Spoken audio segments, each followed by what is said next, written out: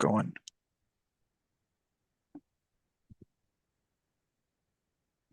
It's all you, man. Hello, everybody. Welcome again to the FRSecure CISSP Mentor Program. We are in class 11. Can you believe it? We've been doing it for like a month now, if not more. Time definitely goes quick. We're going through all this. I'm just reading in the chat. Someone's talking about karaoke. Yeah, maybe for our final session, we'll have a karaoke and we'll get Evan Francine to sing. I think that'd be worth the price of admission alone. Well, welcome again. I'm Ron Werner. I'm facilitating tonight. It is May 20th. This is class 11, and we're going to be finishing up with domain 3. We did have a question in the Discord chat, and now I need to find it real quick, that I said I would talk about. Now I need to go back. Oh, let's see. Sorry, I'm going back and reading the questions. Oh, threat modeling. When do you know you're done with threat modeling? The question was asked in our Discord questions chat, asking about threat modeling using PASTA, if you remember that methodology for threat modeling. How do you know how much is enough when defining the boundaries under defined technical scope? Well, that's where having the network diagram, having data flow diagrams, and understanding of risk comes in. You should base your threat modeling based on the data and the assets you're protecting. If you look at the NIST cybersecurity framework, well, now the 2.0 version starts with governance, but then it gets into identify. That's why the identify is so important. Identify what are your crown jewels. And then as you're threat modeling, you're trying to see what could harm those crown jewels, CIA, confidentiality, integrity, or availability. Don't try to do everything.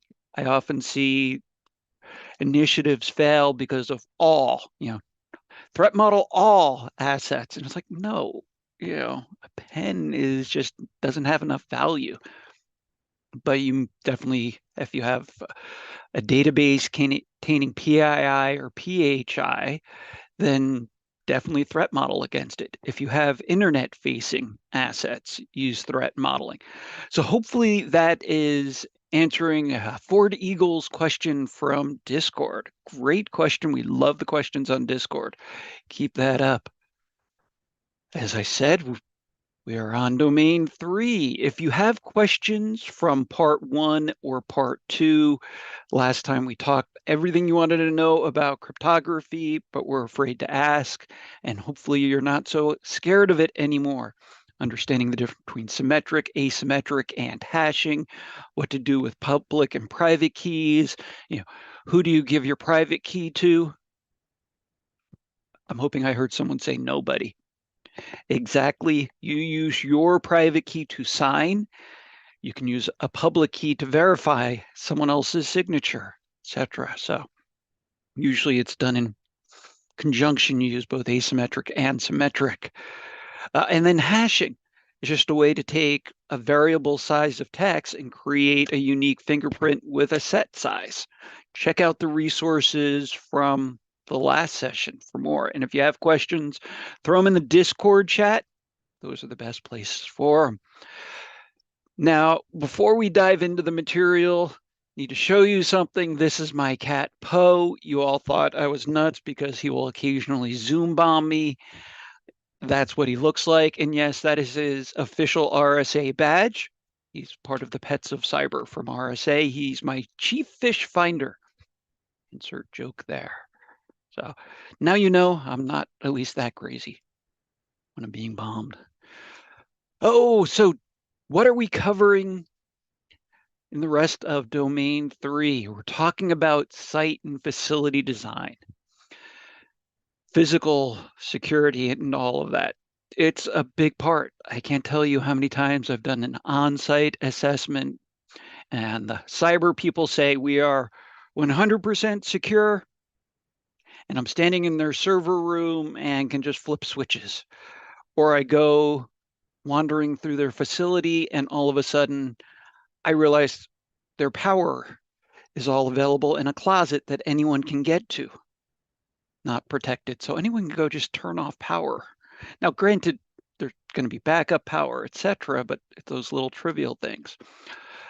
Or the story of the server would go down every night at 6 p.m. They were trying to figure out why. It was just the cleaning crew would go and unplug it.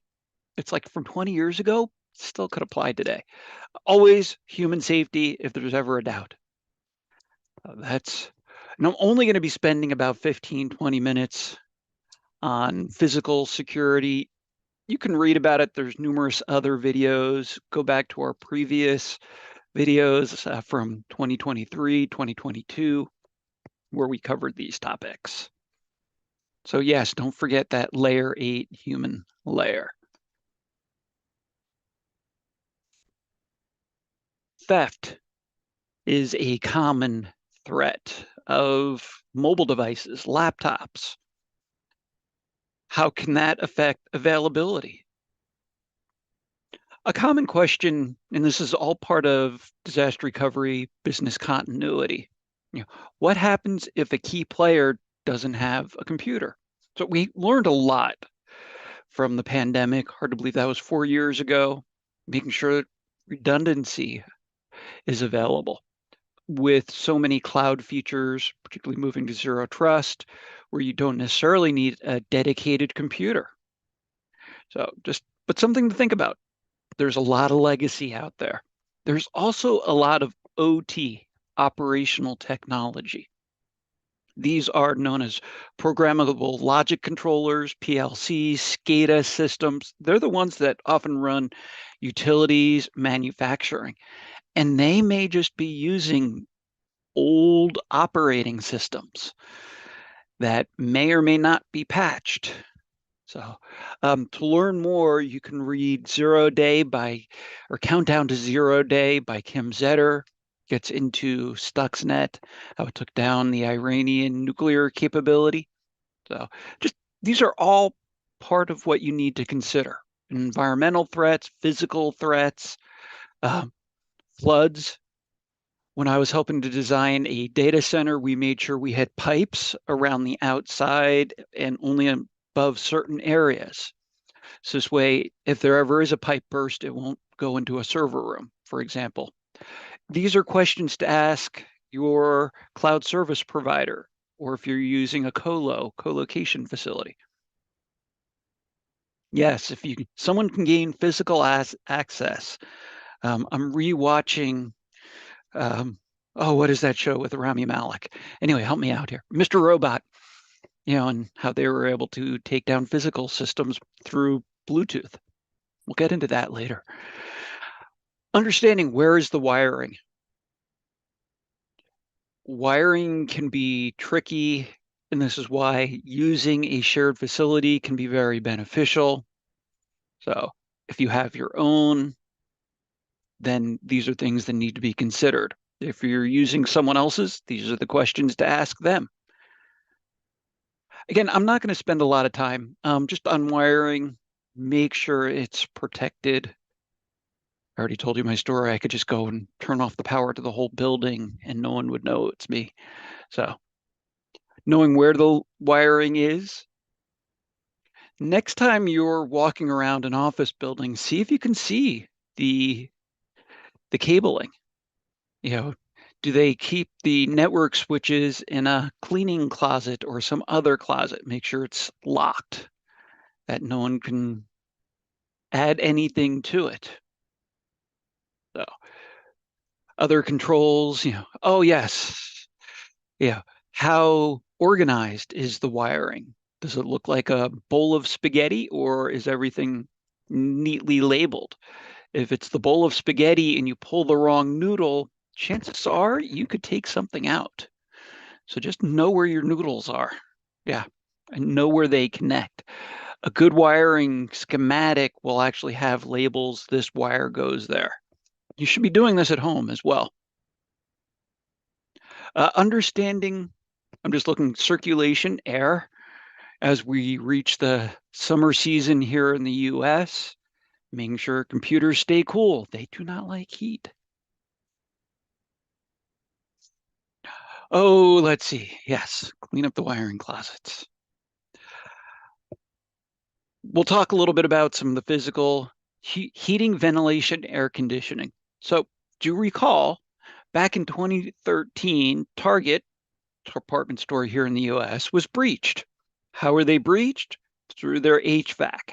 They had their heating and ventilation on the same production network as their card payment servers, which is just a no-no. That's where you want to use. What would you use to separate heating from production? What is the zero trust term? Micro, yep, someone said it. Micro segmentation. Separate. Uh, should have been doing that to begin with. But anyway, the malicious people were able to get through the HVAC company, third-party service provider, who had production access because their job was to keep the heating and cooling systems working in Target stores. But there were just too many links to go throughout. That's that east-west, if you recall again from our network conversations and talking about zero trust. Can you go east-west? Environmental risks, think about all of the different ways things can go wrong. So why are there so many data centers, everything in the cloud? So why are there? Redundancy. Yeah, Google has multiple right around my area. Just we sometimes get tornadoes, fun stuff like that. So, and I see a question in Discord about details about NIST 800-53 and CSF. When we do a review session next week, we'll cover that. So just remind us, we can talk about 800-53 and the cybersecurity framework. So yeah, PCI no to do all of that. All right. Who can gain access? You should be using least privilege here. And this is where I could have asked you, what design principle do you use? You also use that defense in depth and zero trust. Making sure you log who can gain access. Test it. And again, I'm quickly going through these. You can read through them. Where should you go to learn about how to build a data center? Here's a whole bunch of different references. Do I need to memorize this for my exam? I would be familiar with the major titles, but I don't think you're going to be tested specifically on any one of these. Just be aware they exist. Media. Now, we don't have separate media as much these days, but again, legacy. So if they still are collecting backup tapes, make sure they are stored securely. Because if someone can gain access even to an old backup tape, making sure they are tested. Checking for static electricity, particularly good for home if you are into tinkering with your own computers. Again, the temperature, humidity all make a difference. Magnetic fields, make sure you don't accidentally degauss a tape. What else? So are you reusing any of the media? Again, a lot of this is old legacy, so I'm not going to spend much time on it. A lot of these just kind of go with the it makes sense type of idea. Ask your service providers, particularly if you're using a shared facility, about their temperature humidity sensors. Are they monitored 24/7 by 365? What happens on a Friday night if an alarm goes off? What type of alarms do they have? What type of suppression systems do they use in terms of heat, fire, smoke, etc.? Ooh, here's a good one. Well, proper housekeeping. I'm just thinking of the word housekeeping. Who cleans their floor, if you will, of the data center? If I wanted to break into a facility, I would be part of the cleaning staff, who then would need to go in and make sure the floors stay reasonably clean. Now, most modern facilities have very little dust that can get in and out. They have really good air filtration. There should not be a lot of any dust that comes in. There should be a sticky mat. There should be traps to get in, for example. I was going to say a people trap, man trap, where you can't just walk in from the outside, making sure anyone's reasonably clean. So more things to think about associated. This is focusing on media storage. Yeah, how do you get rid of old media? Go back to a previous chapter where we talked about it. Now, if you're working with chain of evidence, incident response, let me ask you, how many of you have seen a chain of evidence form? Have you ever used a chain of evidence form? Do you have one available? I've done this previous life working as pretty much a deputy CISO, where it'd be my responsibility if we were collecting evidence to make sure that we followed a very strict procedure, two-person rule. Didn't just have one person go collect evidence, because you want to make sure everything is documented.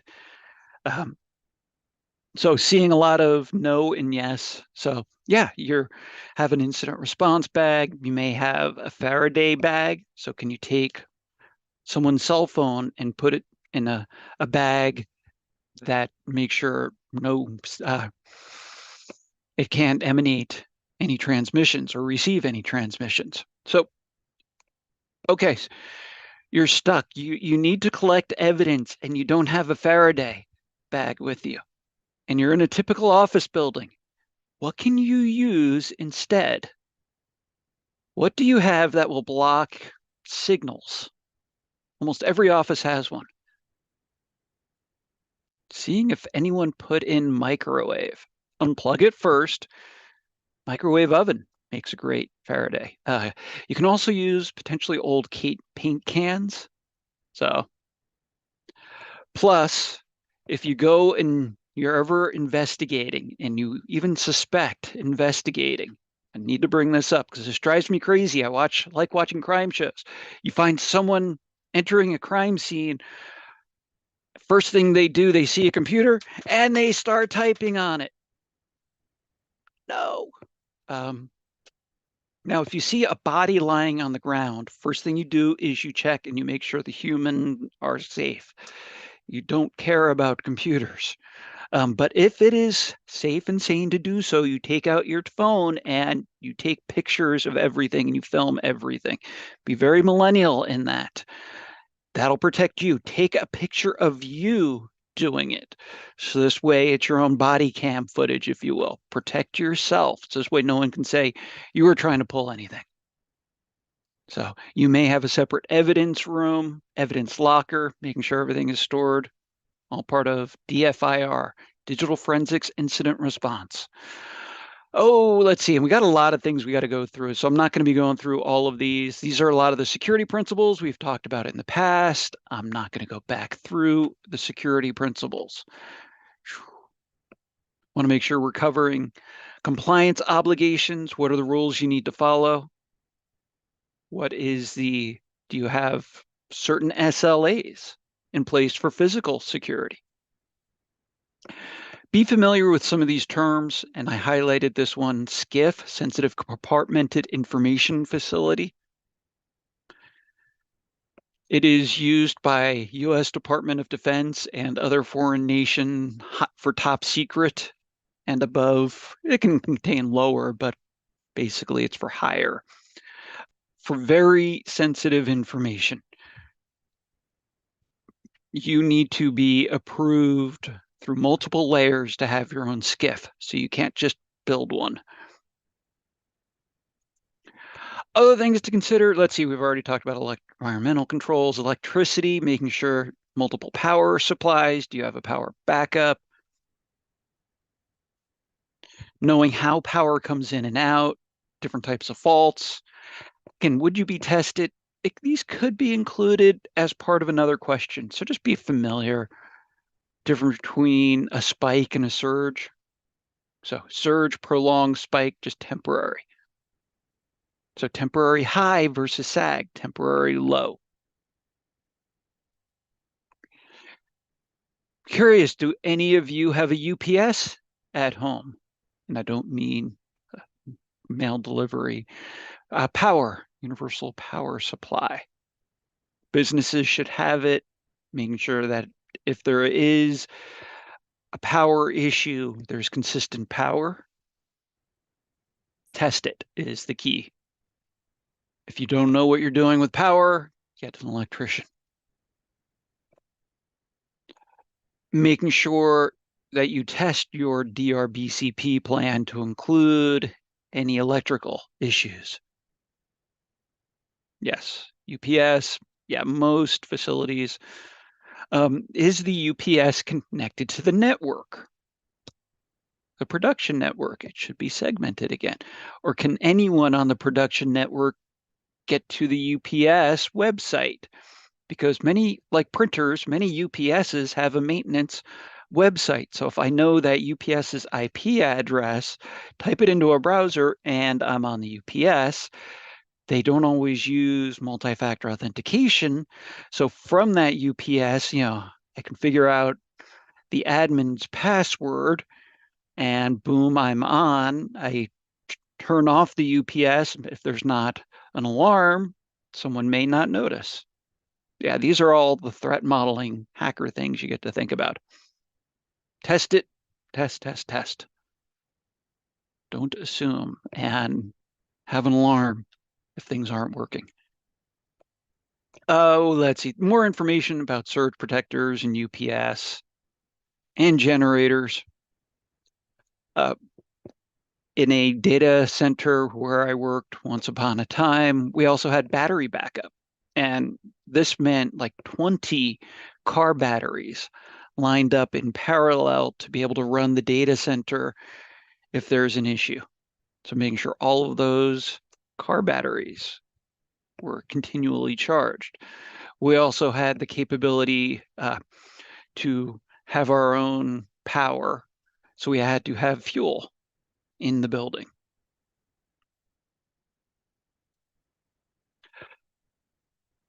Understanding different availability percentages, I'd be familiar, but I wouldn't spend a whole lot of cycles. Given the test now for CISSP, what, 100 to 125, maybe 150 questions, there's not going to be a whole lot of time for them to get into depth on this.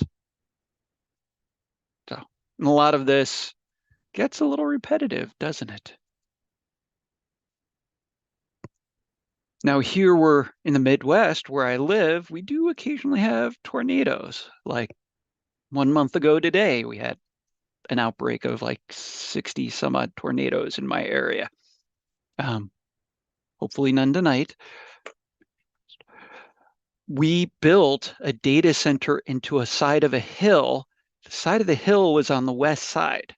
Why did we do that? So this way, Earth helps protect against a tornado. It could withstand up to a Cat 4 tornado. Did that on purpose. Understanding all the different types of environmental challenges. So this just gives you a few ideas. Don't forget about vermin, wildlife. How many networks have been taken down by a squirrel? Yeah, way too many. You can actually go to like the NOAA website, so NOAA, which does weather, and actually look up statistics for weather in your area, which then you can use. Making sure you have human backup. So if you have an issue and there's a blizzard, how will people get back to your facility if roads are closed? Those are all part of that planning process. Today, so many people work from home, it's not as big of a deal. However, cloud, ask your cloud service provider. They should have all of this documented. And then we talk about human safety again. So, should the doors fail shut or fail unlocked? Fail lock or fail unlock? What do you think? I see someone put about EV vehicles. Ping me in Discord. A friend of mine person I work with wrote a blog in the last 2 weeks about car security. There's actually the Car's Hacker's Handbook. So yes, all those things to think about. Human backup,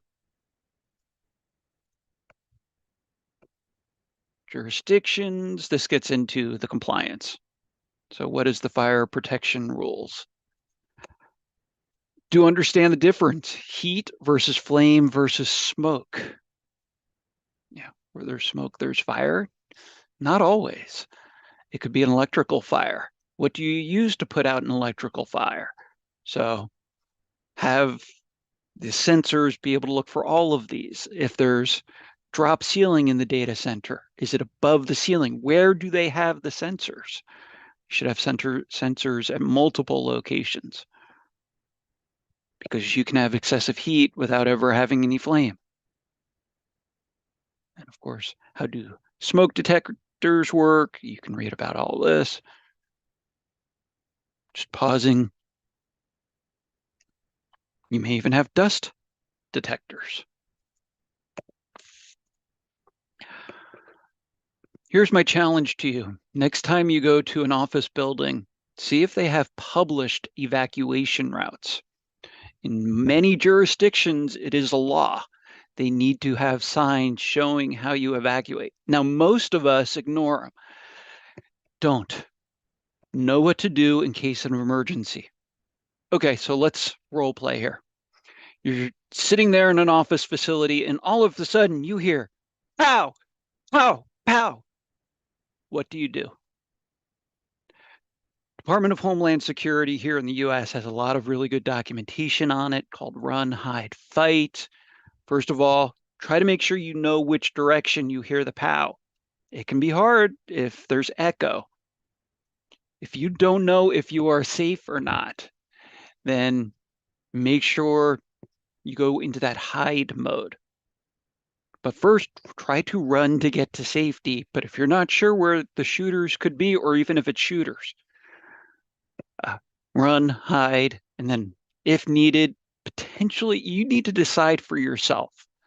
Now, I've already made the decision. If I see a shooter, I'm tackling them. That's just my personal decision because they often are not ready for someone just to go full bore on them, go crazy. Again, my personal decision. Make the decision on your own. So, but know the evacuation routes next time you're flying. Don't ignore where's the best place to set it on an airplane? Put your answer in chat. Where's the best place to set on an airplane if there's a crash? Now, most people will say front, middle, back.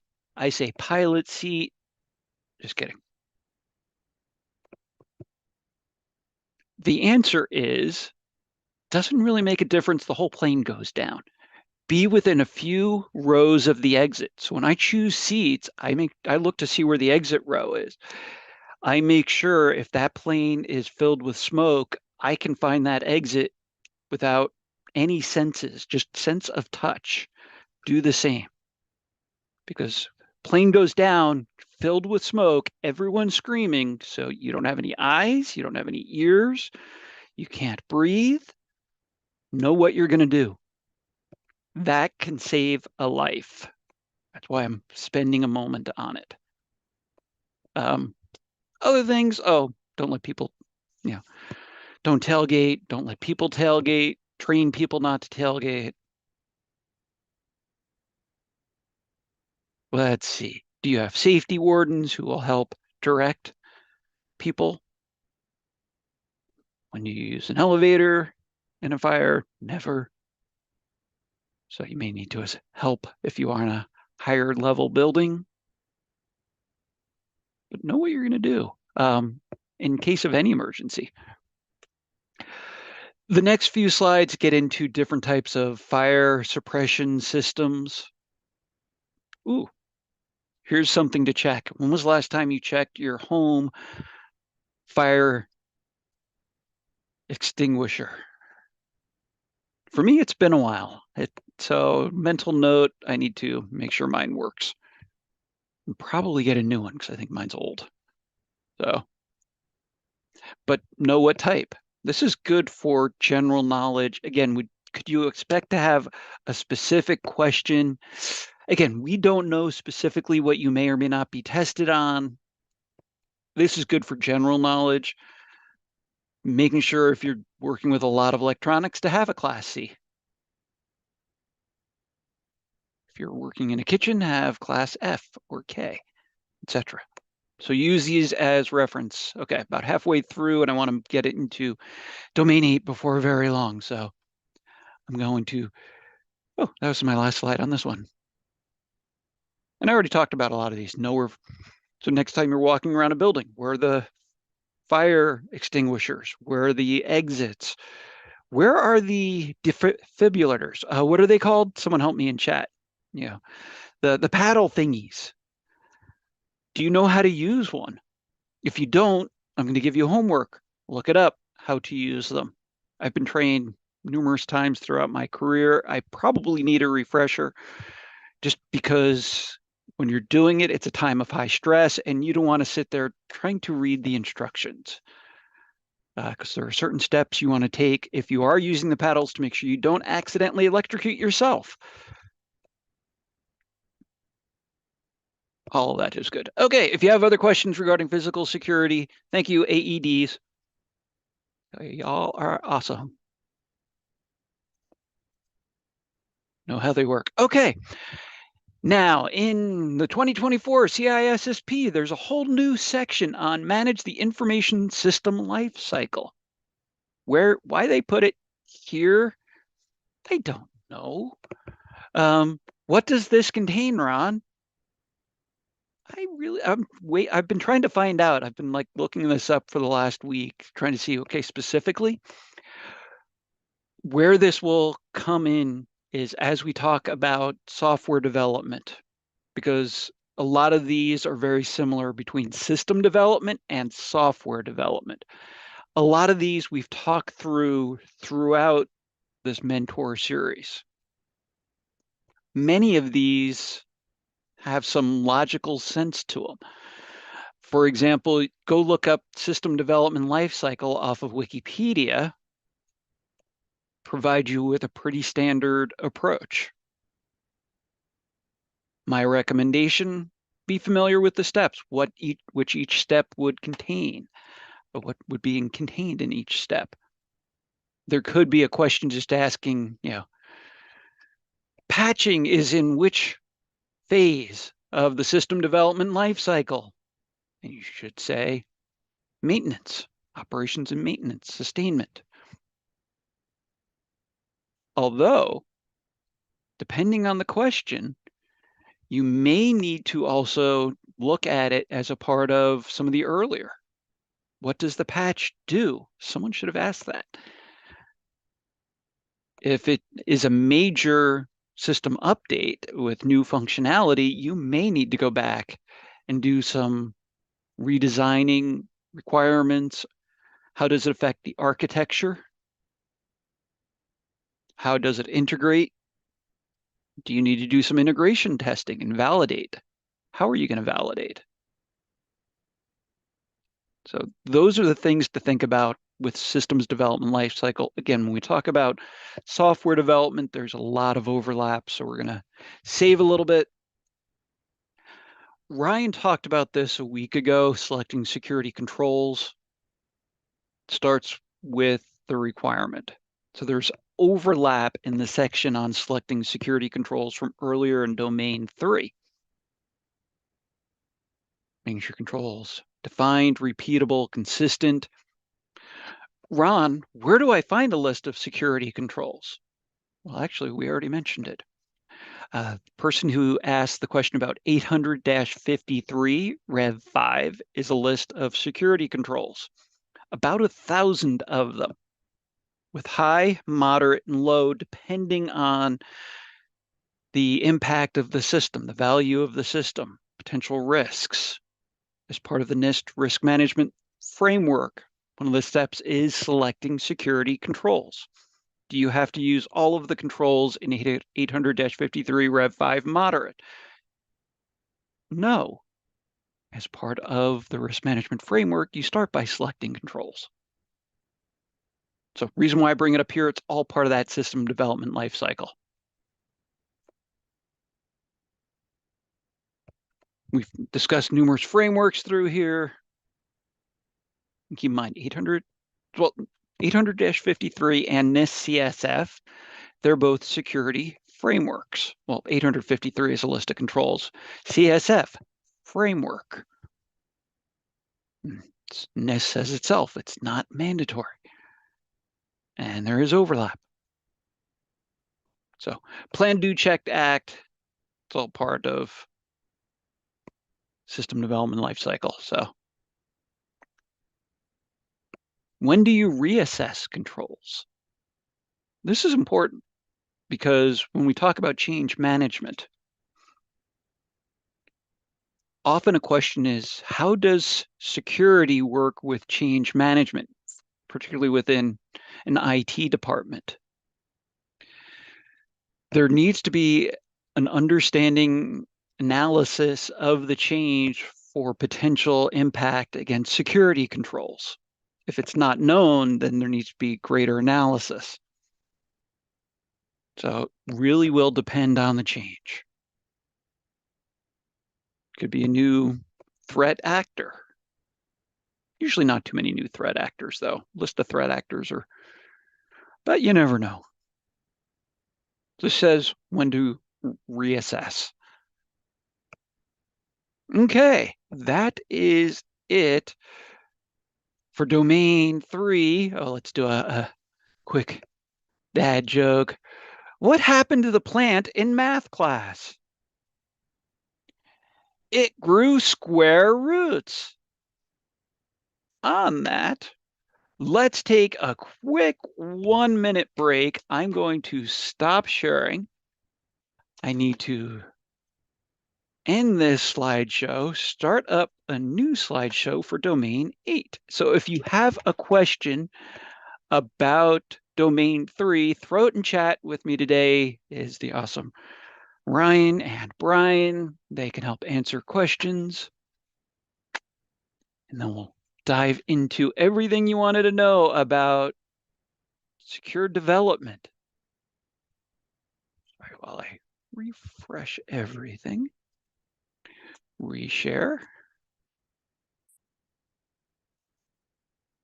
And you should now see the new slide deck.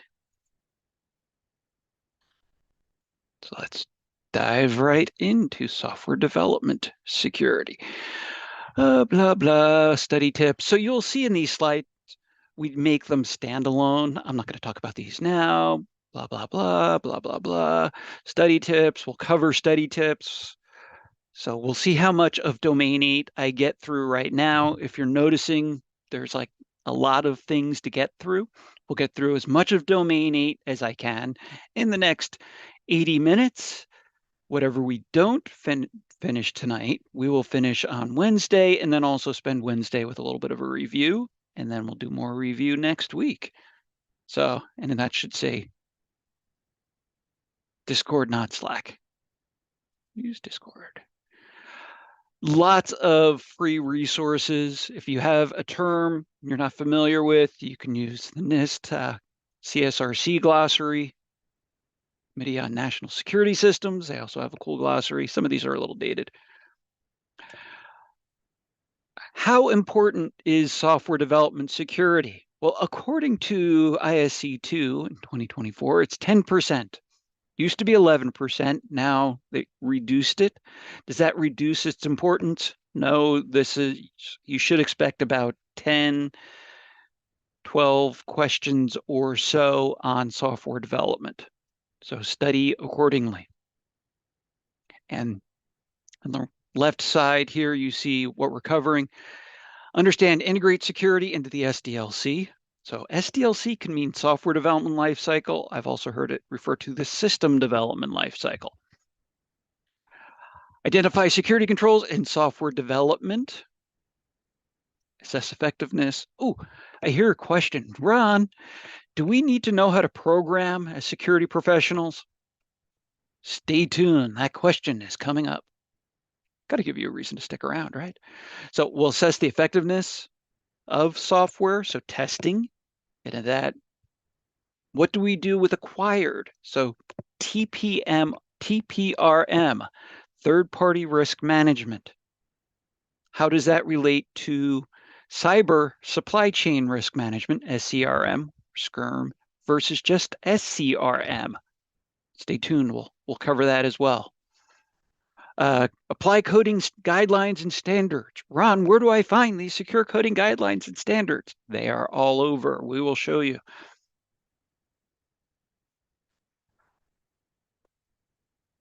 What we're talking about is, do you understand enough of development lifecycle?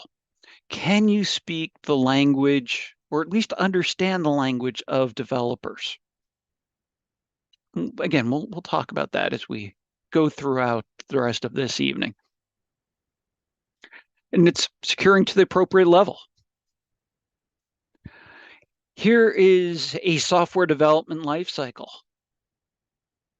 Hey, wait, that looks really similar to the systems lifecycle. Yes. What is one thing that's missing from this circle, though? Put it in chat. Yes, domain 8 is very OWASP-ish, which is hard to say. So we'll go to OWASP here in a little bit.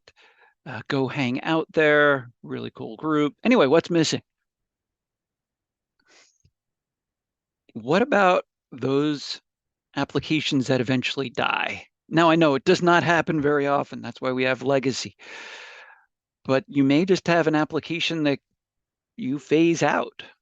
So it's after maintenance. Something to think about. So one, planning is the requirements. Design analysis, designing. We'll talk about this with both waterfall and agile.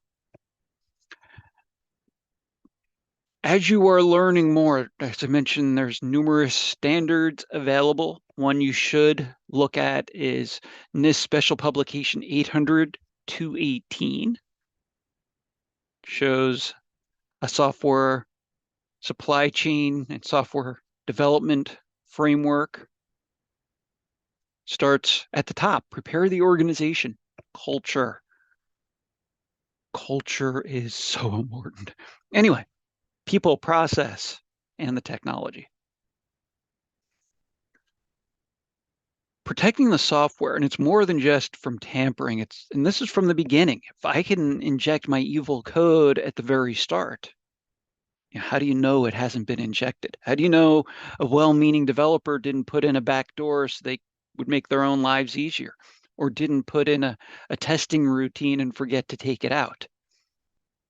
All of those questions. Applies to IT, IoT, operational. I'm going to actually jump over. It's been a while since we've taken a field trip. So let's take a field trip. And I promised my friends, Brian, let me do this. Fantastic research is Tanya Jenka. She wrote this book called Alice and Bob Learn Application Security. Application security made very simple.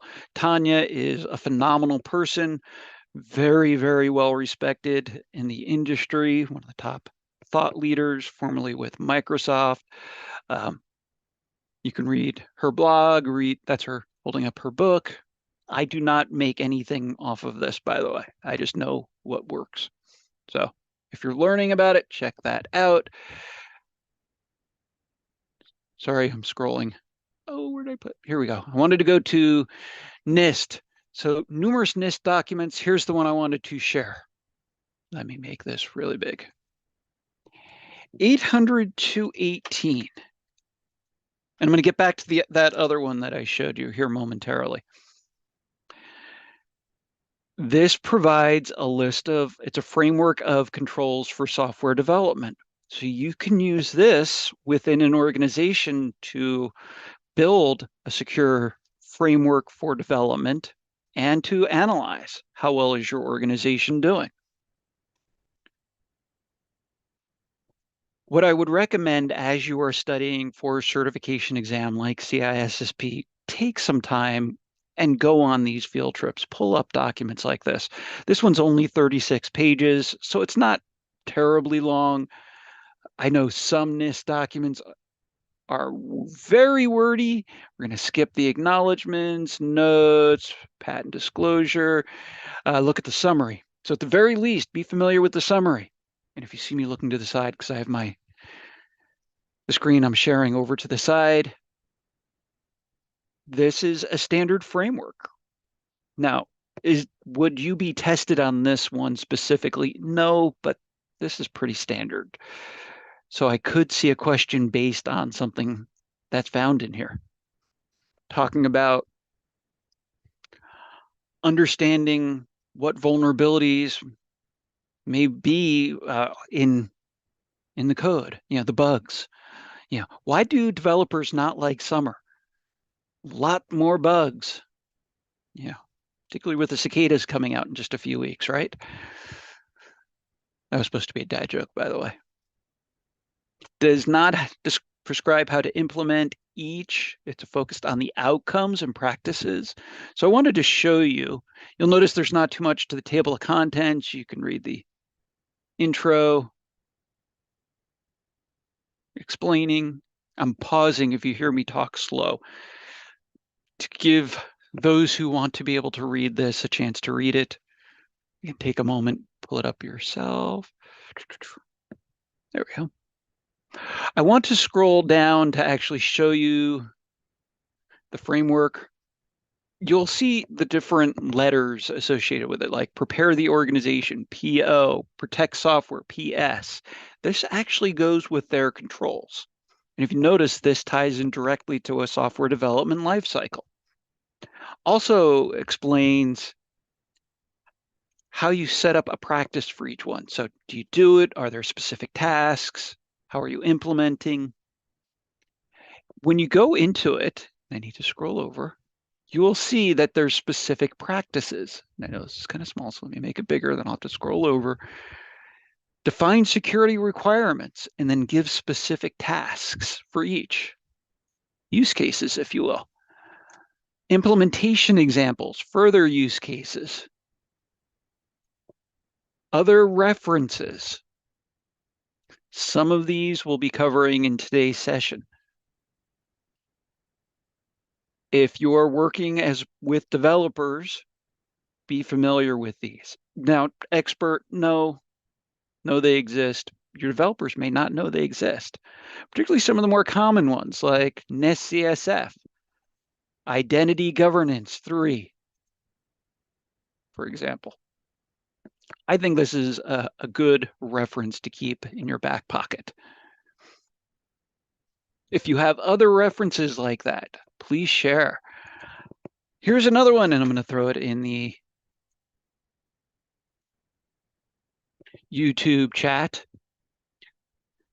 from numerous government organizations securing software supply chain for developers. So if you're working with software developers, you can give this to them. Go into the summary. We don't need the disclaimers. Here's the table of contents. Again, this walks you through software development lifecycle.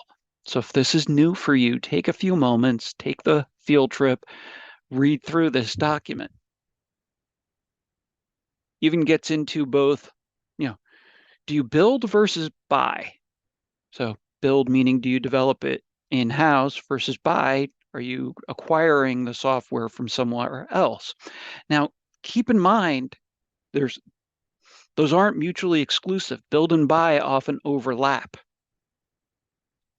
For example, there may be some GitHub repos. Be careful of freeware.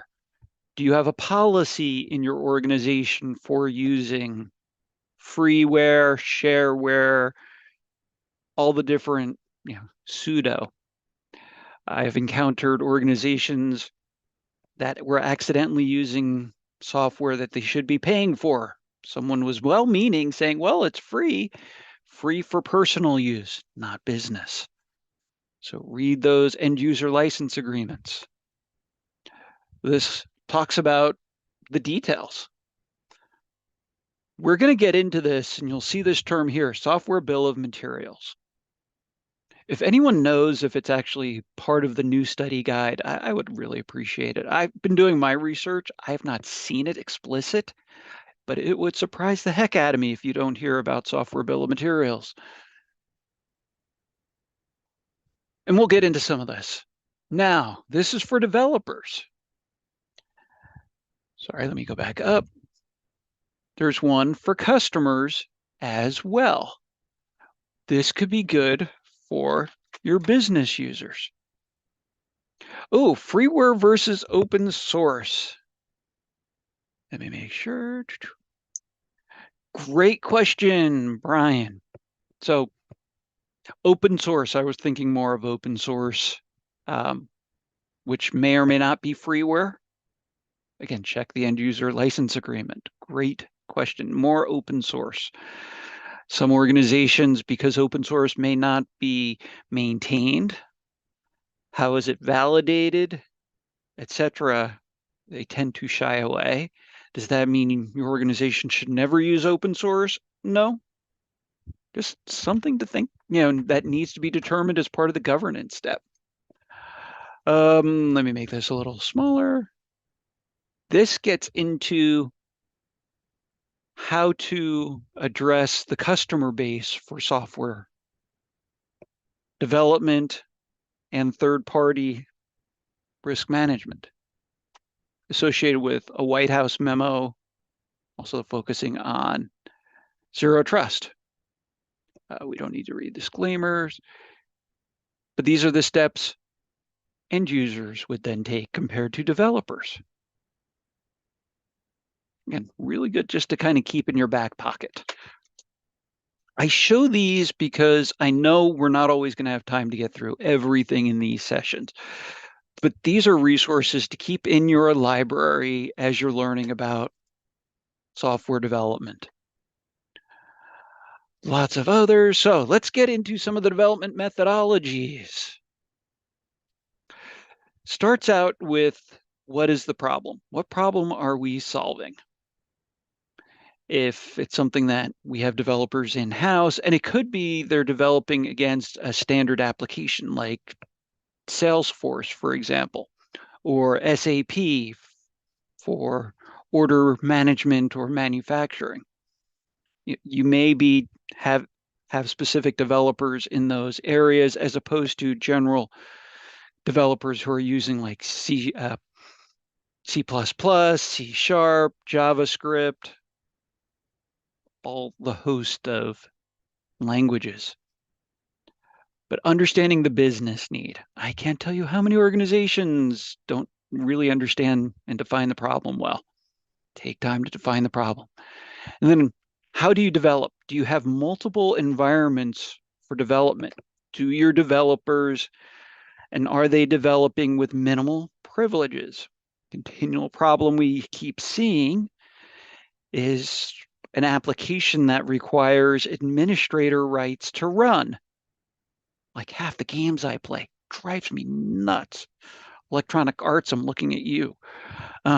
No need to run as admin as a game. Oh my gosh, stop it. Sorry, pet peeve. Yeah, you should not need to run as admin. So have a separate development environment using least privileges, not requiring enhanced privileges, etc. So and we'll talk about the development lifecycle. How do you get the code into your environment? Now, this one is tricky. Way I've done it for the last 15 years in my career is you have a special team, and when we get into CI/CD, continuous integration, continuous deployment, we'll talk about this. You don't have developers in production. It should be very rare. If there's a problem in production, you have a special team that handles it. And literally, if you need a developer in there, they are escorted by your DevSecOps team. That requires specialized personnel for it. And we'll talk about DevSecOps coming up. So how do you apply patches? How do you get rid of stuff? The slides today and tonight cover a lot of the material in the book. Again, interest of time, not going to talk through every slide. So if you notice I am skipping a few of the slides, it's just, I figure you can read about it yourself. Okay. Back in my day, we did this thing called the waterfall, where you went from one step to the next. We didn't have all of that agile stuff. And yes, I'm using my old man voice. I don't even know if it's any good. Reason why I bring that up and I show the wizard, yeah. You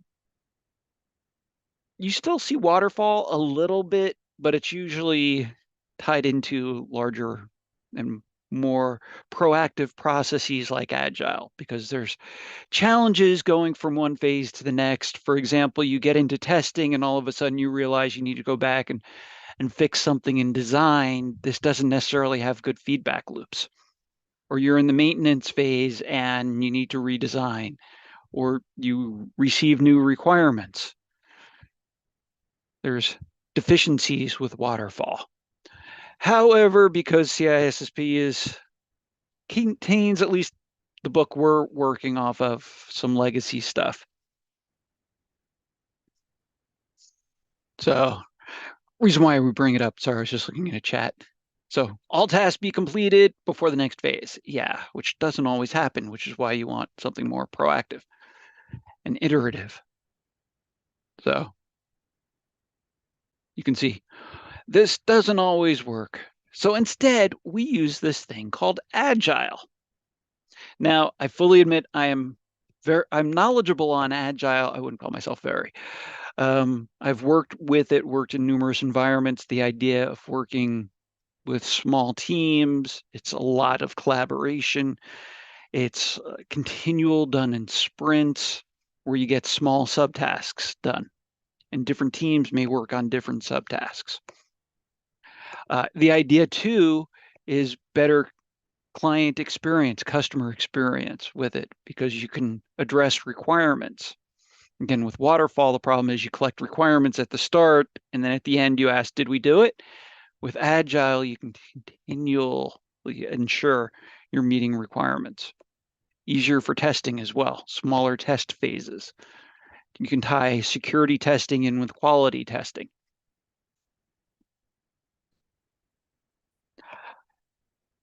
Again, lots of words on these slides. Using lessons learned, continual improvement is part of it. Getting stakeholders involved.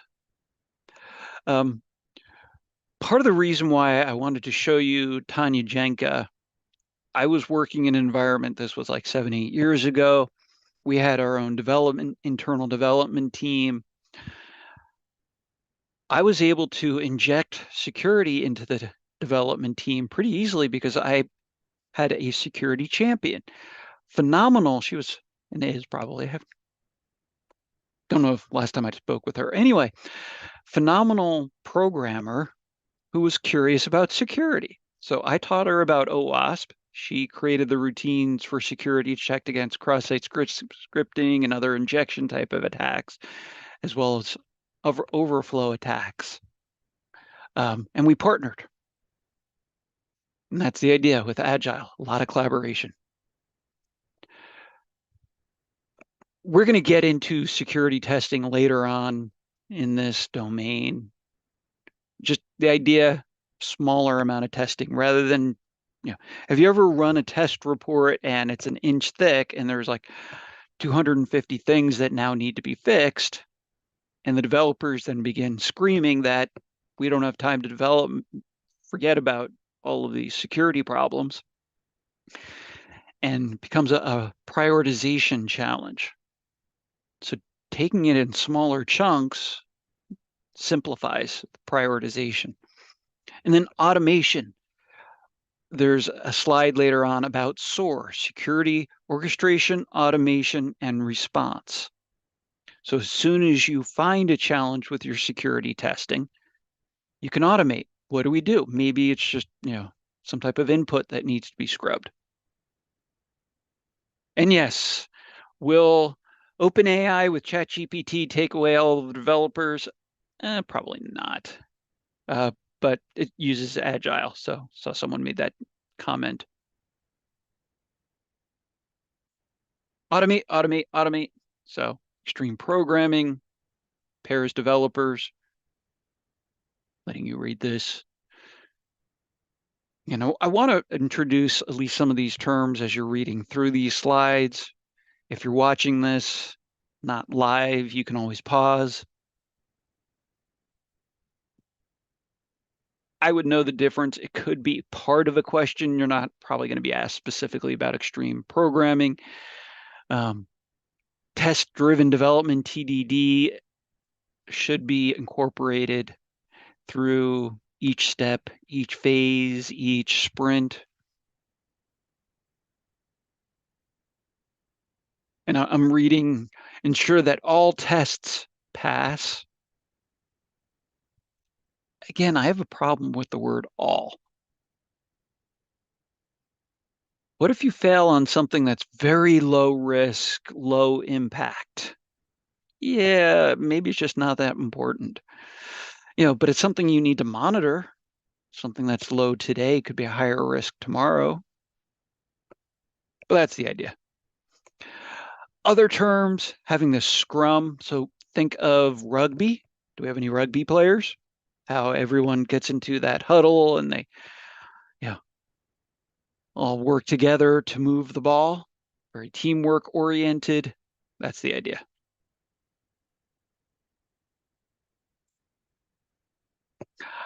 Know some of these responsibilities. So what Scrum is, lightweight. So this way you can move fast. The master runs it.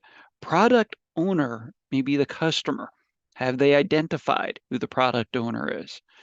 It could be different than the administrator, whoever's responsible for product maintenance. Backlog. So a product backlog, and I've worked with this in agile environments because they've added security requirements and security controls as a part of backlogs, which is similar to project list, if you will, or part of the project. Sprint backlog would be just, this is what we're accomplishing during the sprint, which is a set period of time, 2 weeks, 3 weeks, 4 weeks. And that's actually what the next slide talks about. Daily meetings. So do you have a daily scrum? If you are in security, ask if you can join the daily scrum for the developers as an observer. I've gotten a lot of traction just saying, I'm just observing and talking very little. What's the benefit of that? They'll look at you and say, oh, yeah, we have security in the room. We now need to think about it. And then they talk about security. And then they would ask me, hey, Ron, so what do you think about this? And I would nod. Even if it wasn't perfect, again, perfect is inachievable. They would think about it. They would come up with what they're doing, and then they would own it without me having to really direct them very much, which means a lot higher probability of it getting done rather than, we got to do it because security told us to. So that's why, be part of this. Know their terms. This shows a process flow. So if you're not familiar with a typical agile process flow, lots of material available. Another traditional challenge with waterfall is that developers develop, they throw it over the wall, and they give it to the systems administrators or operators to manage. And they never talked. And they may or may not actually know what the end users really want. The idea DevOps, they work together. So whatever is actually running in production, developers understand. Again, you still have a little demarcation line, though, not allowing developers into production. Building quality in as much as security. and we'll probably take another road trip here momentarily. The DevOps team, as I mentioned, having someone with privileged access, and shouldn't even be regular. Too many breaches recently where some type of administrator is still using a password. Please stop using passwords in production. Please, please, please. Not a password that a human should know.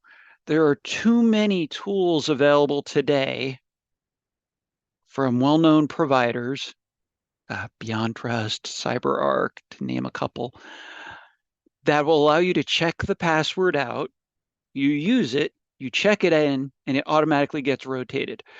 So that window of opportunity, the attack surface, is very limited. So bad person knows your production password, doesn't make a difference. They had an hour to use it. So, and use MFA.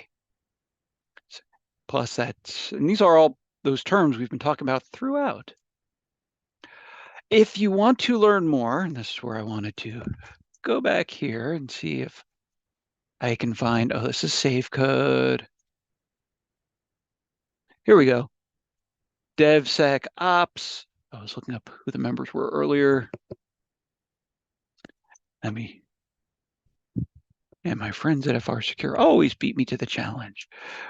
When you get onto these sites, slide down. Here you go. Leaning in instead of always saying no. Where I see this as being beneficial as you are studying for something like CISSP is this makes it very real world, and that's what they're trying to test for. This includes DevSecOps, pulls it all together. Let me see if there are other resources here. No, I mean, they have the whole thing on DevSecOps explained. You know, even from 2016, it still applies. Oops. While I was here on my web browser, get into DevSecOps. So the idea, developers working with operations, ensuring security is included. Let me go back to the slides, and we're probably going to come back to this. But this is from U.S. government agency known as GSA. I like using some government resources because they're free and they're not generally copyrighted, particularly for educational purposes. This shows you the software development lifecycle associated with different tools, associated with different steps. How it's integrated with a tool called Jenkins. I have some really smart developer friends who know this so much better than I do, so I'm not even going to pretend, but walks you through the process you can have. I think a lot more fun looking at this than reading through slides, but slides we have. This just repeats what you saw on that DevSecOps webpage. Red-blue team testing, having purple team, going back to Tanya Janka. If you recall her moniker, She Hacks Purple. She was one of the first ones to talk about it. So working in between the different types of teams. Do you have monitoring in place as a part of operations? Associating it with threat intel. So I think it was Ryan who talked about Stride a week ago, threat modeling with Adam Shostak. And I don't have a slide for threat modeling, but Adam Shostak ran development with Microsoft and developed threat modeling for developers. All plays a part.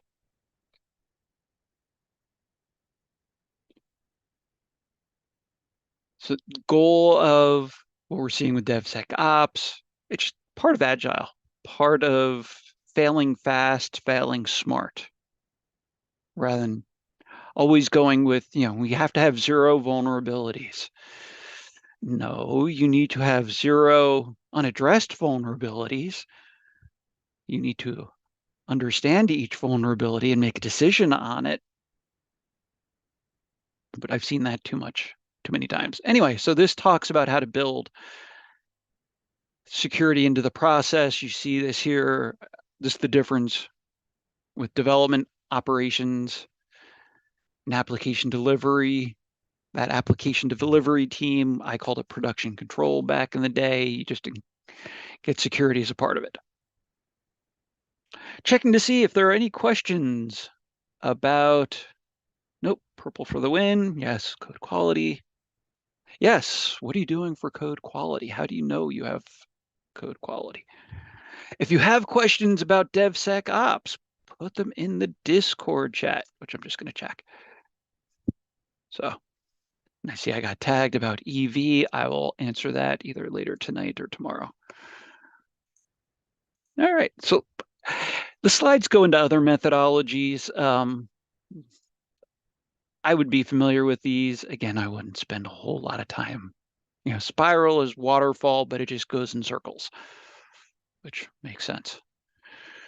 Prototyping, yes, good idea. Anyone else here like to beta test? Either whether it's a game or software. I love beta testing. You are providing a service. What about bug bounties? Do we have anyone here who's made buku bucks on bug bounties? I was just reading an article in the last week about bug bounties. You hear stories, someone who made $10,000 from Microsoft off a bug bounty. And you think, wow, that was easy money. They just, not always.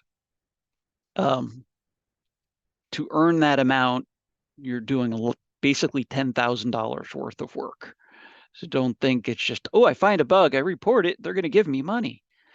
No, you need to be able to document it. You need to be able to prove it, replicate it, etc. There's a lot to the bug bounty programs.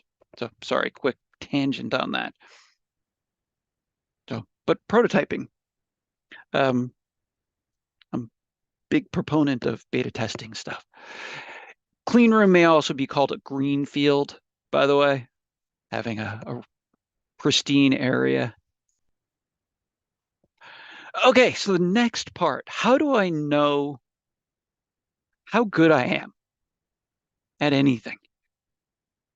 Well, your level of expertise can often be measured in maturity.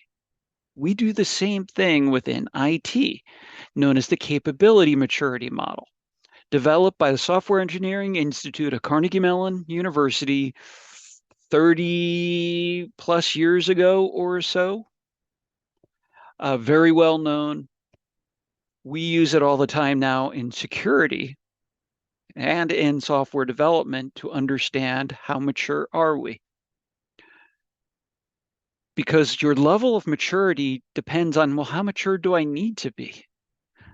If I'm doing karaoke and it's bar night, I don't need to be very mature. If I'm presenting to a CEO, I better have on my collared shirt and suit coat and act a lot more mature. Same thing. Provides that baseline understanding how mature do we need to be? Highlighted words, more mature, formal, repeatable, well-managed, less chaotic, therefore less, what's the R word I'm looking for? Risk. So why are my insurance rates so much cheaper than my 25-year-old son? I'm more mature in the eyes of insurance. I tend to be a lot less chaotic, although my son's a fantastic driver, so nothing against him. It's just male 25-year-old is usually put in a certain demographic. The capability maturity model has 5 levels. I'll show you actually in a moment. You can use it to measure. And the idea, increasing efficiency while reducing risk. Increasing reducing costs. If you're more efficient, you're not spending as much time, money, resources to do something. Managing complexity. So focus on these keywords. I already said this, who it came from, blah, blah, blah, history, history, history, CMMI Institute. Okay, so here are the 5 different levels. Now, sometimes you'll see this as level 1 to 3. You may even have a level 0, which is before initial, meaning total chaos. What level is this course? How mature are we? Which I'm throwing my FRSecure folks. I would say we're about a level 2. What level do we need to be at? Yeah, probably about a level 2. We tend to be pretty well managed. We could use some process improvements. We could define some of our processes better, but considering we're doing this for free, level 2 is fine. How many organizations are at level 5?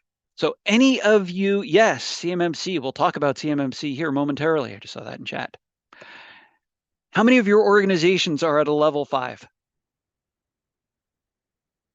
I hear crickets. Wait, what? None? Yeah, that's pretty much it. Why?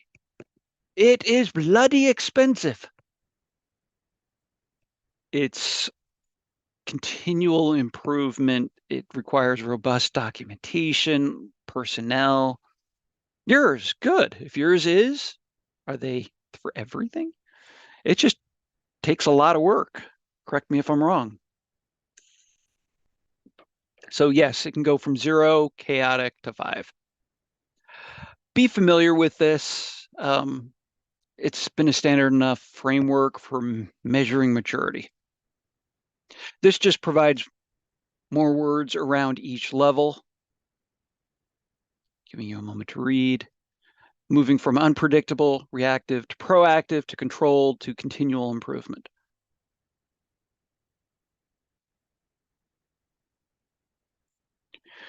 And I just saw you don't know how to write secure software. Oh, good. So we can help you. Let me see. Theoretically, opened up in my browser over here. So here's OpenSAM, Software Assurance Maturity Model, which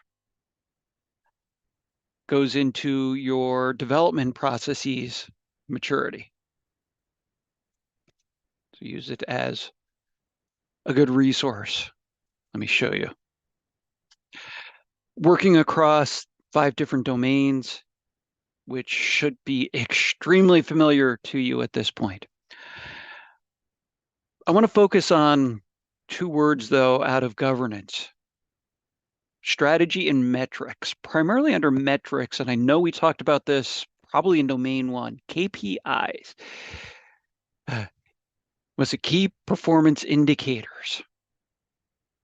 How are we going to measure what we're doing? And it could be not only number of vulnerabilities identified through the testing, but which of those are high, medium, low, because most vulnerability scanners will allow you to risk rank them.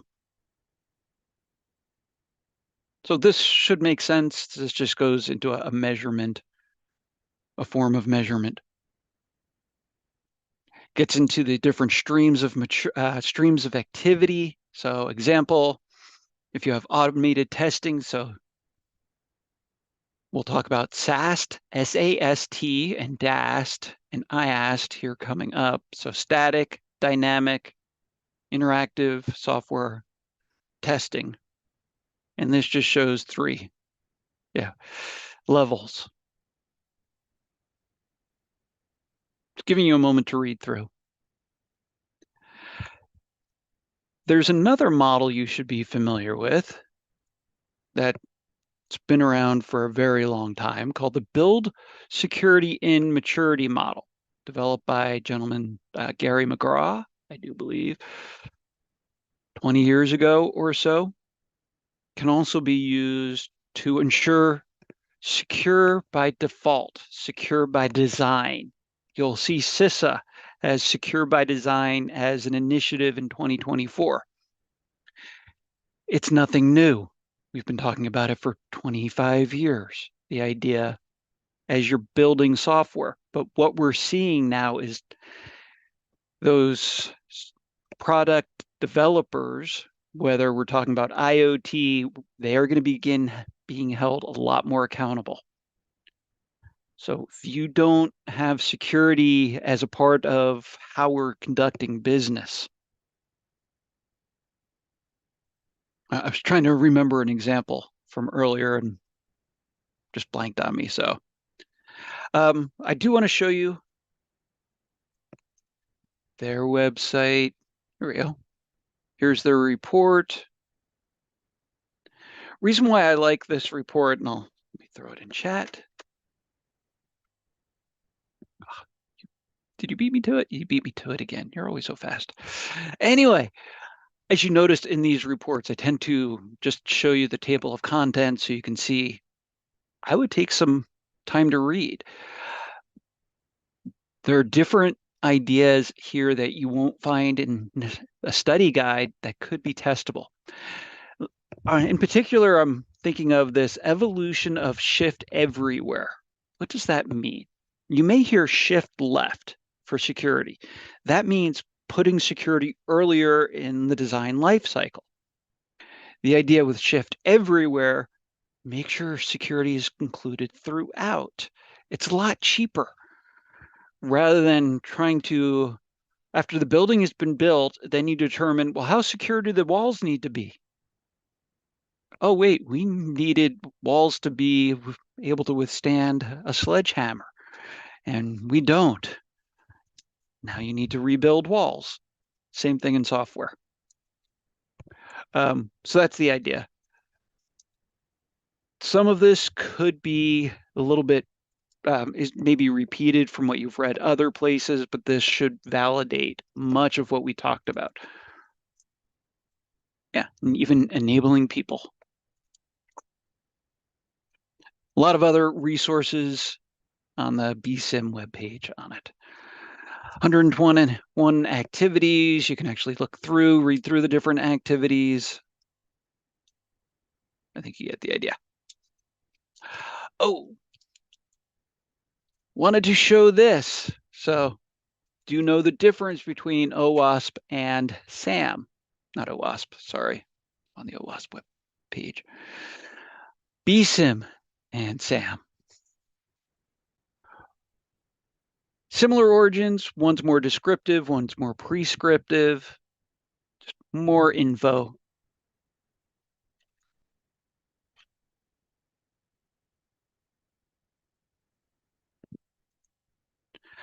Now, someone in chat mentioned CMMC, the Cybersecurity Maturity Model Certification. If you are not in the defense industrial sector within the US, I would be familiar with it. There's been a lot of talk about it. NIST 800-171 Rev 3 was recently released, which discusses this to more detail. It's dealing with something known as controlled unclassified information. Ooh, I see a question. Oh, I can get back. I'll get back to that, Michelle, about OWASP. Here, let me finish my thought with CMMC and CUI. So what is CUI? CUI. Great question. Used to be known as sensitive but unclassified. It's a new designation for information that needs to be protected, but not a whole lot. But it could be information when combined with other pieces of information. So by itself, it's benign. For example, all of the pieces of a door or of a wing, each of those little pieces by themselves, a nut and a bolt by itself is not sensitive. But if I know how to put all of the pieces of a wing together, then it is. And this is how we think some foreign governments were able to create airplanes that look very much like those in the United States, is they collected unclassified information from multiple sub defense contractors. So anyway, enough on that. Be familiar. You will see different And this is actually even updated within the last couple of weeks. This is based on an old version. Look up 800.171 Rev 3. And again, if you're not working in the defense sector. Now, I did want to get back because there was the question, make this a little bigger for y'all, comparing BSIM and SAM. This just as much for your own. ISC2 has gotten away from triviality, but it could be part of another question, particularly what is a better prescriptive model? And it does talk about different maturity levels, like SAM has 3. And this just has the good comparison. While I am here, I did want to, we'll do this.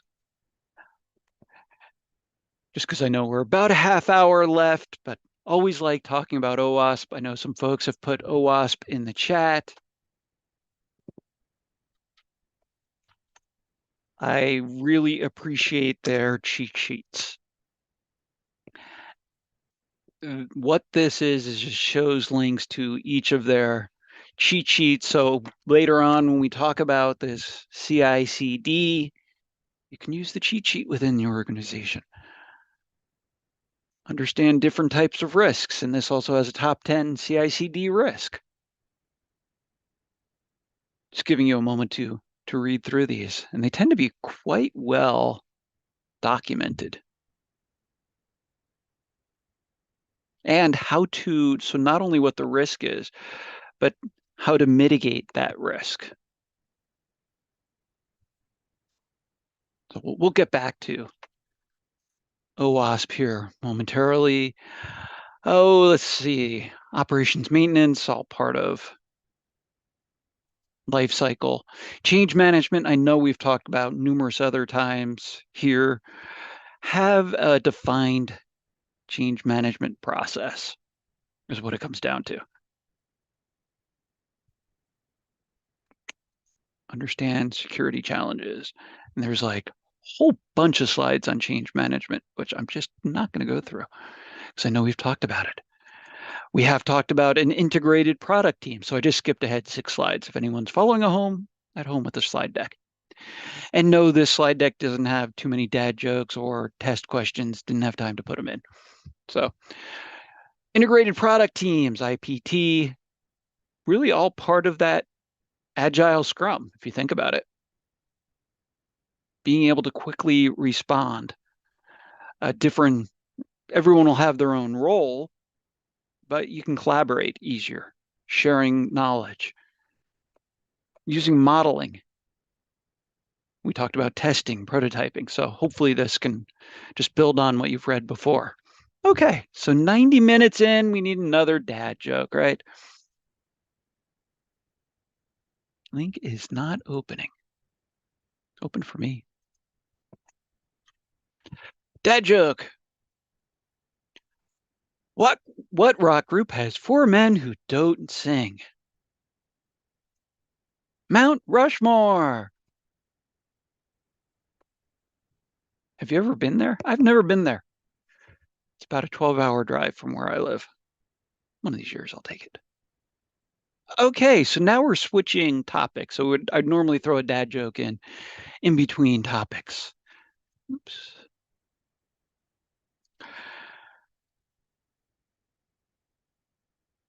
Sorry, I'm just reading through to see what's important of this. Do I need to know how to program?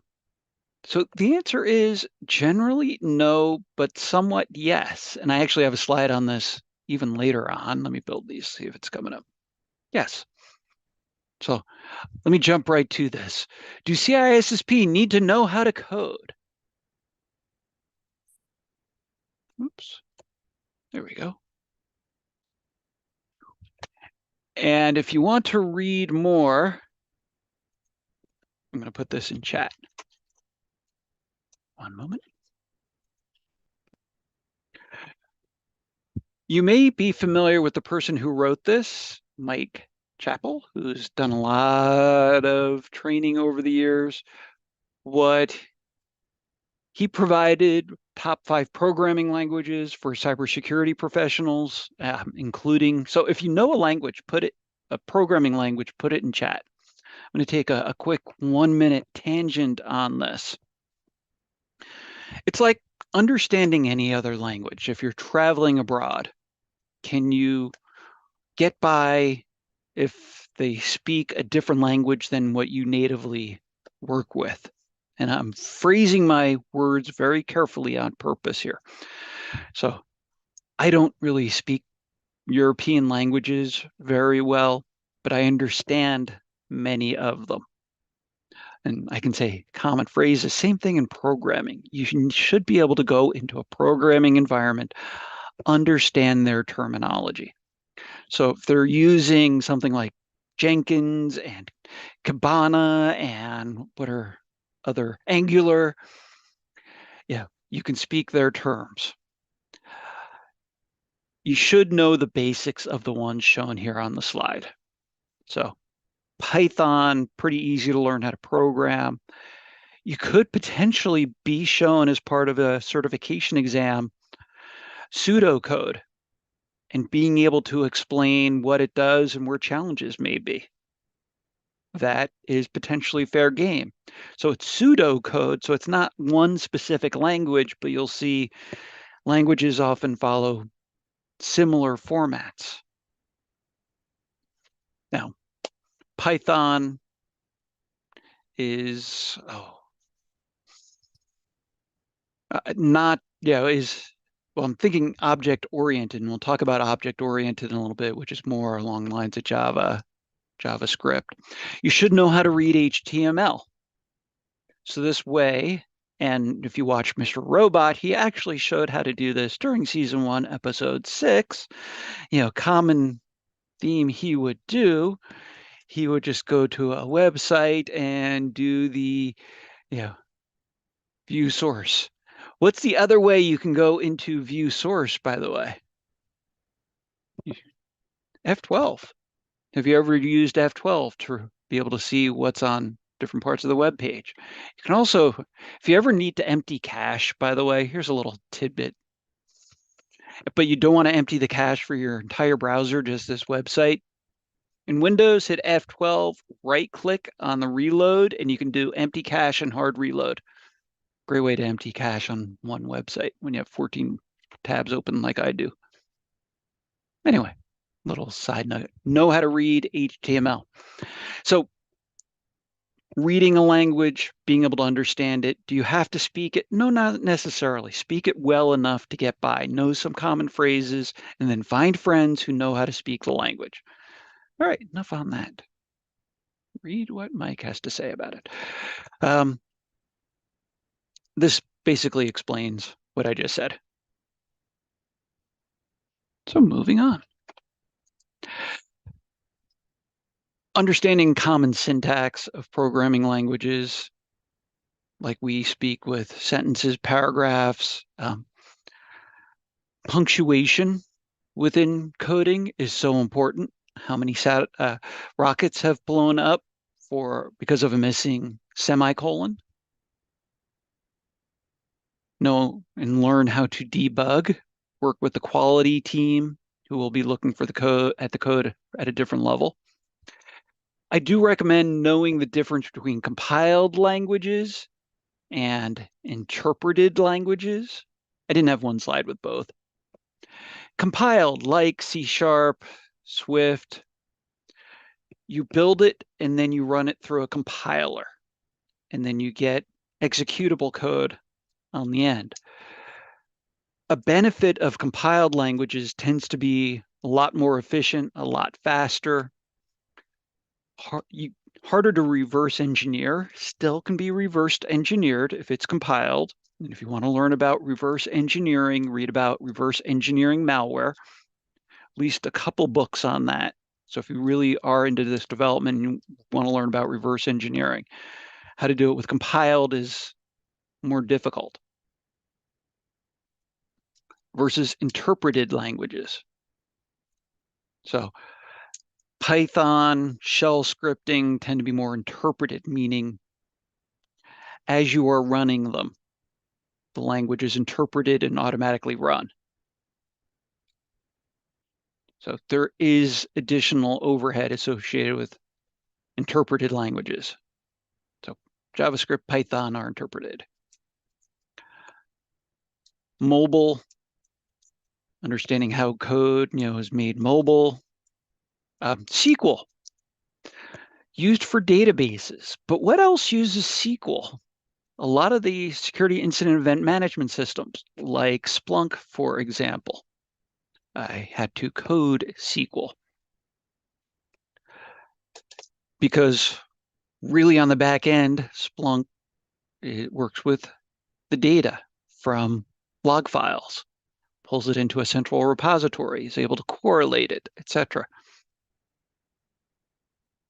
Understand some basic SQL commands, and you will see known exploits associated with SQL. Most of them today don't always work, such as the different injection attacks.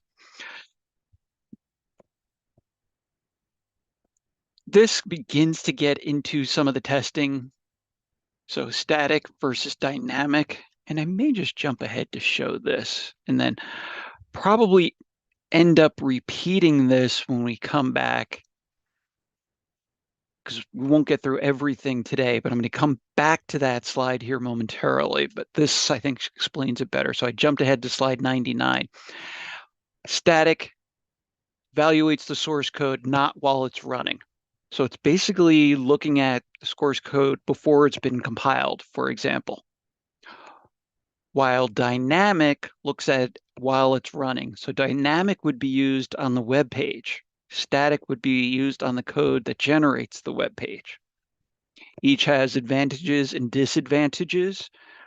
I would run them both in combination.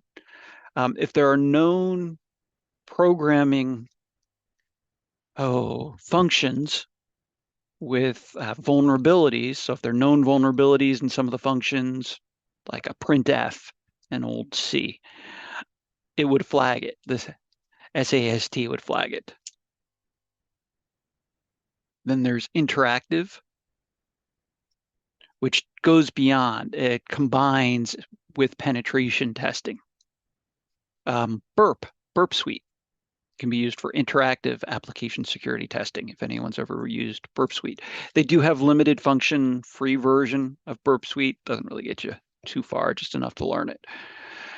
And then working with the runtime.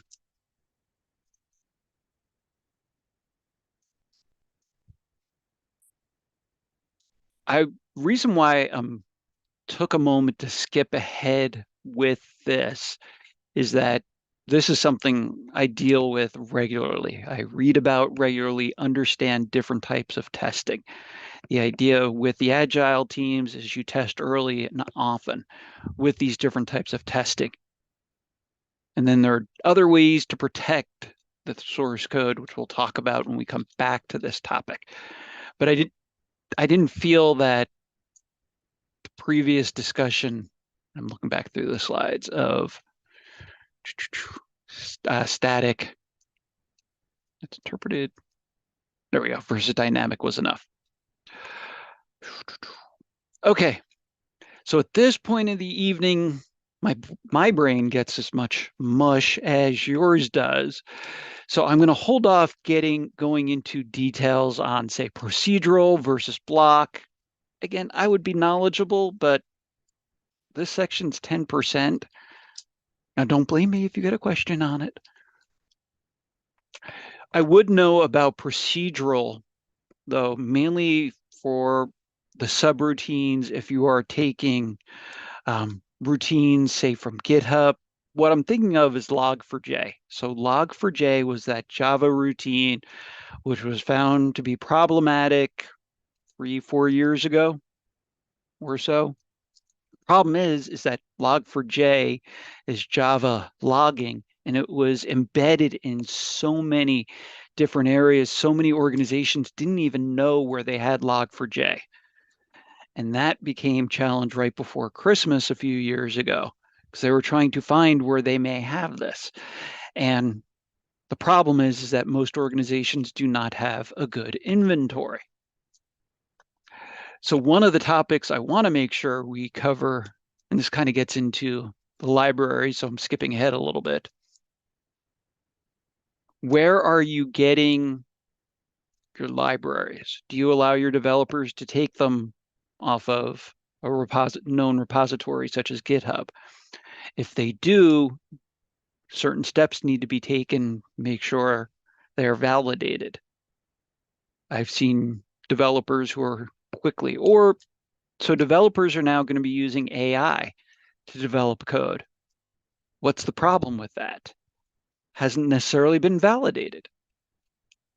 Almost anything with AI today, what's the problem? Validation. How do you know what you're seeing from AI is accurate to your degree based on your risk?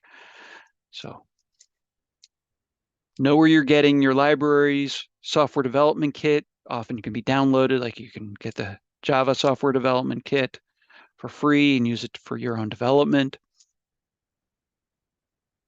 Let's see. Use of library should be governed. Basically what I already said. Giving you a chance to read through. So included in PCI DSS. May have other API calls. What can one API, can it reach out to other APIs? What level of authentication does it require? What level of access? So test early, test often. Other things, source code editors. Any Linux people here? So what editor do you use in Linux? So I'm really old school. So I still use VI, which is now Vim. What are some of the other code editors you could use? Now, if you're on Windows, yeah, this is a good time to go into. I'm looking for a tangent here. Here we go. One thing you should know as a cybersecurity professional and become familiar with, and I've shown you this before, become comfortable with the command prompt. So I have my standard DOS command prompt. That's my standard DOS. How about PowerShell? So Windows has been working to be more like Linux ever since it was started. So Pico, that was one of the other ones I was thinking of. Nano was the other. Anyway, editors. I would understand how PowerShell works. It's shell scripting within a Windows environment, and it is very powerful. You can use it to automate a lot of the features. What's the problem though? If someone gains access to my laptop, they can run PowerShell. Okay, quick story. I was working with a bunch of high school students, and their school administrator blocked them from having command prompt, but didn't block them from having PowerShell. And we began showing the students how to use PowerShell. And they're like, we can do everything with PowerShell that we could do with command prompt. Shouldn't we also be blocked from using PowerShell? Me and the teacher were like, shh, you don't see anything. We did our Jedi mind tricks on the students. True story. We were showing them how to ethically use it. And yes, I have students who did not ethically use it too. I'll save that story for another day.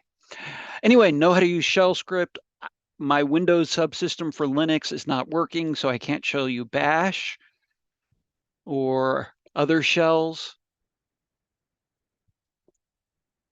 But here's a comparison. Do understand how shells work, get comfortable.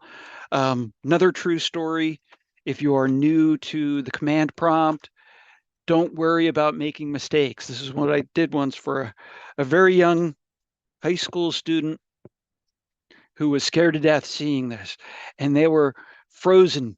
What do I type? And I'm like, type whatever. I'm like, well, what do I type? No, I said, type whatever and hit enter. What happened? Did the internet blow up? No, exactly. Pretty safe environment. This is why you want to set up your own home lab too. Anyway, Bash is more on the Linux side. You may also see other shells like Korn shell, Korn.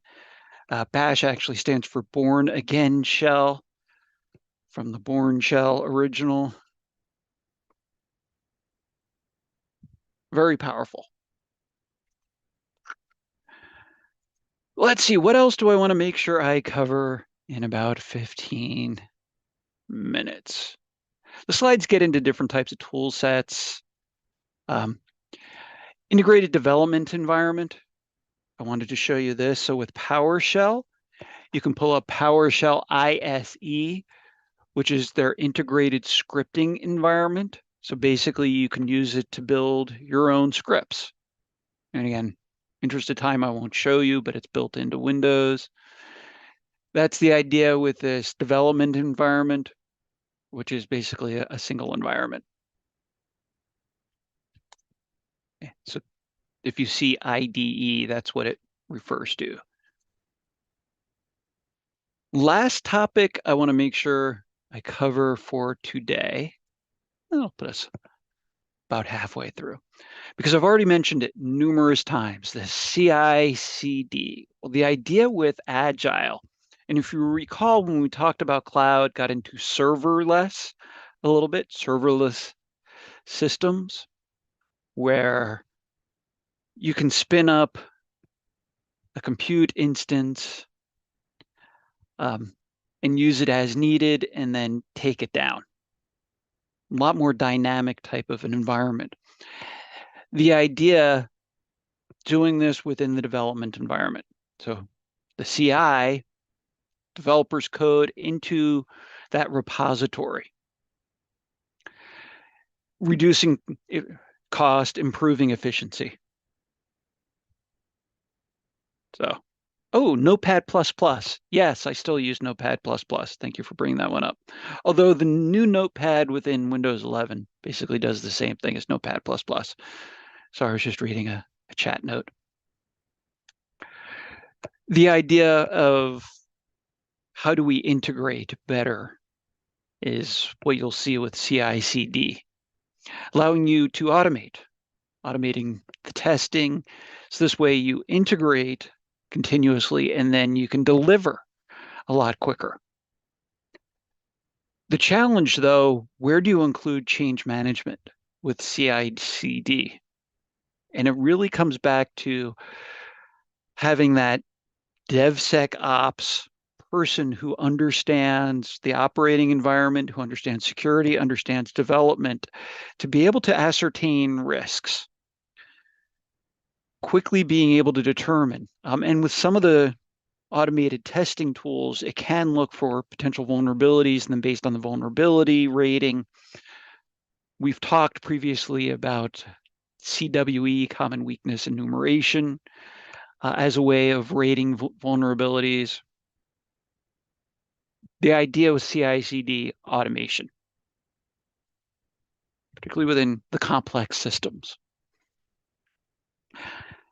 Key phrases here: high degree of maturity in automating QA and testing, because you don't want to accidentally push something to production. However, this is where you can begin doing sampling. So I'm going to pull an example from when I worked with a food manufacturer. Did they need to test every pot pie? So they make pot pies near me, Banquet and Marie Callender, etc. Anyway, do they need to test each pot pie as they roll off the conveyor? They did certain scanning to make sure they didn't have any metals in them, each one, health. But no, if you have a robust recipe at the beginning, you always follow the same recipe, the same manufacturing process, then the output should always be the same. Reason why I bring that up, that's what CI/CD is. Always using the same type of code, same process for developing code. You follow a standard process. And this is where documentation of process, because then your documentation of process is actually within the CI/CD process. Your change management can be incorporated. And this way, if there is an issue, you can see what may have caused it within the process documentation that can be automated. Because if you ask developers to document, there's a certain subset who will never document their code. So hopefully that analogy helps you. I would understand use cases for CI/CD. Very common term today. Let's see, what else do we want to include? Pipeline tools. Let me show you a pipeline rather than tell you about it. So this walks through the different build products, test products, the run. Just going to see if, so here you go. You can read about it here. I thought I had, no, the CyberArk website up. There we go. That explains this so much better than I can do after talking for 110 minutes. Pretty good authoritative source on CI/CD.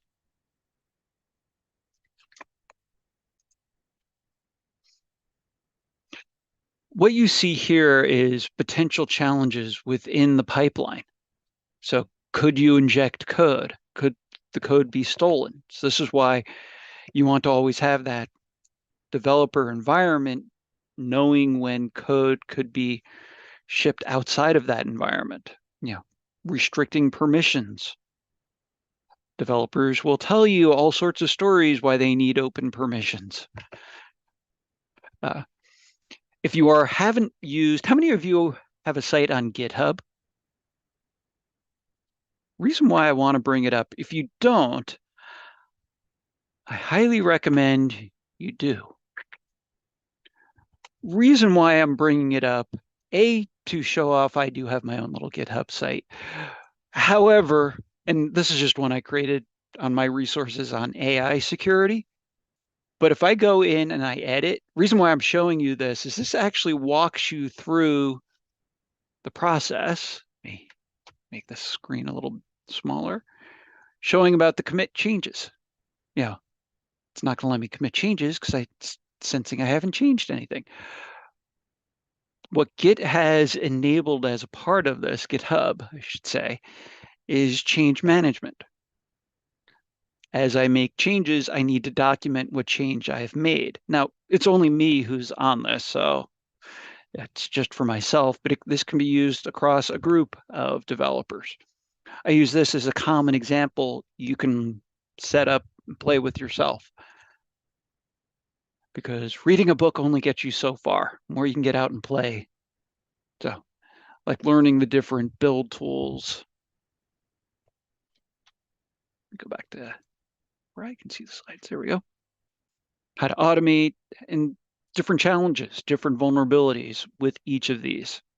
In the container itself. So go back to when we talked about containers in cloud not too long ago. Injection type of attacks.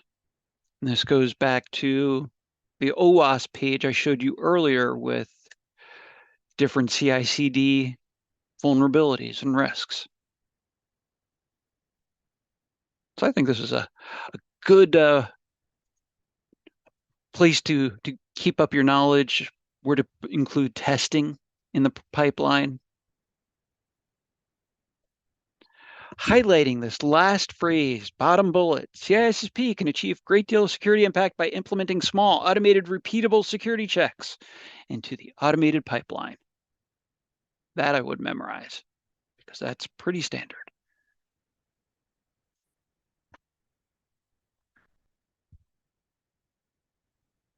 Looking to see, we have about 5 minutes left. What else do I want to get into? I think actually this is probably about as good a place to stop. When we come back on Wednesday, I'm going to continue and we'll talk about SOAR. We'll talk about configuration management. A lot of this we've already gone through. We've already talked about logging and change management, so probably won't beat that horse too much. Not that I would ever propose to do any sort of thing. Risk analysis. Yeah. And I think that's about good for today. And then we'll go into a little bit more about software weaknesses. We do want to spend a little bit of time, and I want to make sure we have plenty of time for it, but I wanted to provide you with a little bit of a preview, talking about the OWASP top 10. So your homework for our next session, it's been around for 20 years, if not a lot longer. So be familiar with the OWASP top 10. Otherwise, we'll call it for the evening. So glad you all made this interactive in chat. Come back Wednesday with your questions. Put your questions in the Discord as well. We'll do a lot of review on Wednesday for the time we have left. And then next week, we definitely will have a lot more review sessions. You can see there's a break on the 27th, so Monday, which is a holiday in the US. And then on the 29th, we'll have our final exam where we go through test questions with you. Otherwise, hope you have a great rest of your evening or whenever you're watching this.